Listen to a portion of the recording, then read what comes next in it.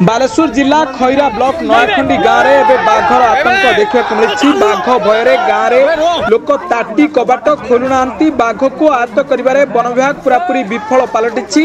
बाघ आतंक औपदा फरेस्टर सह 5 ରୁ 6 लोक आहत हेले।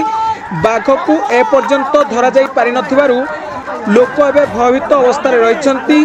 आशा और आकांक्षा लोकंर दिन कटुछि।